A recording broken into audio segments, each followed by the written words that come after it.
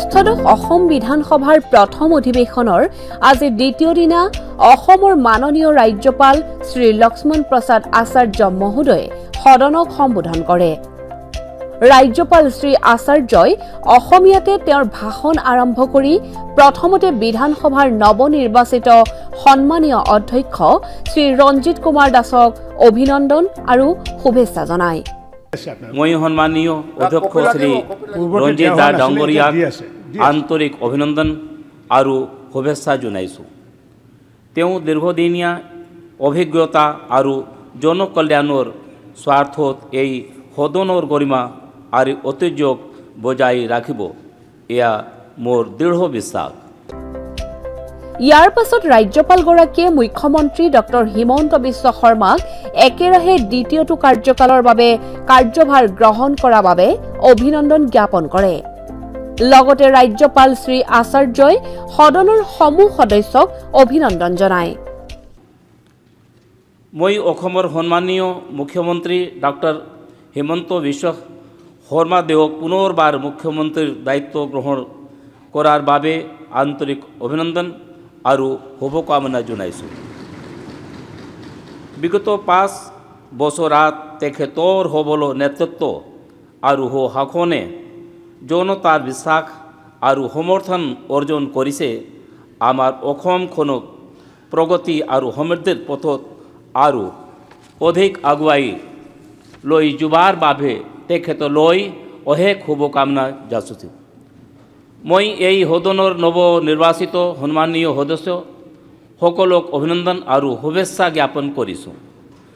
মোৰ দৃঢ় বিশ্বাস যে সমাজৰ সকলো শ্ৰেণীৰ ৰাইজৰ বাবে বিশেষকৈ দৰিদ্ৰ আৰু বঞ্চিতসকলৰ সেৱাৰ সংকল্পৰে আপোনালোক কাম কৰি যাব।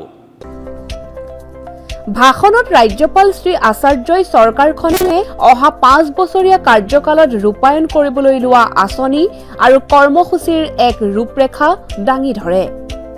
সদ্য সমাপ্ত বিধানসভা নিৰ্বাচনৰ বিষয়ে উল্লেখ কৰি ৰাজ্যপাল মহোদয়ে কয় যে 85.96% অভূতপূৰ্ব ভোটদান আৰু ৰাষ্ট্ৰীয় গণতান্ত্ৰিক মিত্ৰজোঁটৰ প্ৰতি থকা স্পষ্ট আৰু নিৰংকুশ জনাদেশে গণতান্ত্ৰিক শাসন ব্যৱস্থাত জনসাধাৰণৰ আস্থাৰ প্ৰমাণ দাঙি ধৰিছে। এই ৰায় হৈছে ধাৰাবাহিকতাৰ বাবে দিয়া এক স্পষ্ট জনাদেশ। তেখেতে অসম চৰকাৰে অবৈধ অনুপ্ৰৱেশ, সীমান্তৰ কাঁইটীয়া তাঁৰৰ বেৰ আৰু আভ্যন্তৰীণ নিৰাপত্তা বিষয়ৰ লগতে পৰিচয়, সংস্কৃতি আৰু খিলঞ্জীয়া লোকৰ অধিকাৰৰ সুৰক্ষা নিশ্চিতকৰণৰ বাবে ৰূপায়ণ কৰিবলৈ লোৱা ব্যৱস্থাৱলী উল্লেখ কৰে। ৰাজ্য চৰকাৰে বিধানসভাৰ চলিত অধিৱেশনতে উমৈহতীয়া দেৱানী বিধি বলৱৎকৰণৰ বিধেয়ক উত্থাপন কৰিবলৈ সিদ্ধান্ত গ্ৰহণ কৰাৰ কথা উল্লেখ কৰি ৰাজ্যপাল মহোদয়ে কয় যে ই সামাজিক সম্প্ৰীতি, ন্যায়, লিংগ সমতা আৰু এখন আধুনিক প্ৰগতিশীল সমাজ গঢ়ি তোলাৰ দিশত এক গুৰুত্বপূৰ্ণ পদক্ষেপ হিচাপে পৰিগণিত হ'ব। ৰাজ্যপাল মহোদয়ে প্ৰায় 1 ঘণ্টা 15 মিনিট জোৰা ভাষণত চৰকাৰৰ পৰিকল্পনা বিশদভাৱে উল্লেখ কৰে। উদ্যোগ, উদ্ভাৱন আৰু বিনিয়োগ অসমৰ পৰৱৰ্তী বিকাশৰ মূল আধাৰ বুলিও তেখেতে কয়। ভাষণৰ শেষত মহাপুৰুষ শ্ৰীমন্ত শংকৰদেৱৰ সকলোৰে মংগল, সকলোৰে উন্নতি নীতি অনুসৰি সকলোৰে কল্যাণ আৰু সকলোৰে প্ৰগতিয়েই চৰকাৰৰ শাসনৰ মূল নীতি হৈ থাকিব বুলি উল্লেখ কৰি সাহিত্যৰথী লক্ষ্মীনাথ বেজবৰুৱাৰ কবিতাৰে ৰাজ্যপাল মহোদয়ে তেখেতৰ ভাষণৰ সামৰণি মাৰে। মহাপুৰুষ শ্ৰীমন্ত শংকৰদেৱৰ আদৰ্শৰে অনুপ্ৰাণিত হৈ গুৰুজনাৰ সামাজিক সৌহাৰ্দ্ৰ, সহিষ্ণুতা আৰু সামূহিক কল্যাণৰ ভাৱনাই অসমৰ সমাজ সংস্কৃতিক জীপাল কৰি ৰাখিছে। গুৰুজনাৰ আশীষ লৈ মোৰ চৰকাৰে সমাজৰ সকলো শ্ৰেণীৰ কল্যাণৰ বাবে অবিৰাম কাম কৰি থাকিবে।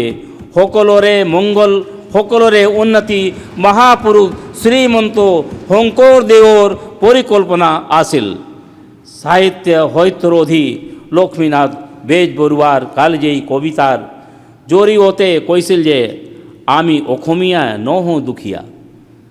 আমি অসমীয়া নহওঁ দুখীয়া, কিহৰ দুখীয়া হওঁ? সকলো আছিল সকলো আছে নবজু নলং গম শংকৰে দিলে বিশুদ্ধ ধৰম লাচতে বাহুত বল হতি জয় মতি হতিত্ব তেজেৰে অসমী আই প্ৰবল বাজক দোবা বাজক হংক বাজক মৃদংকুল অসম আকৌ উন্নতি পথত জয় আই অসম বুল। পাছত বিজেপিৰ বিধায়ক শ্ৰী বিশ্বজিৎ ফুকনে সদনত ৰাজ্যপালৰ ভাষণৰ ওপৰত ধন্যবাদসূচক প্ৰস্তাৱ উত্থাপন কৰে আৰু আন এগৰাকী বিধায়ক শ্ৰী সুশান্ত বৰগোহাঁয়ে এই প্ৰস্তাৱ সমৰ্থন কৰে। অহা 25 মে সোমবাৰে এই প্ৰস্তাৱৰ বিষয়ে সদনত আলোচনা হ'ব।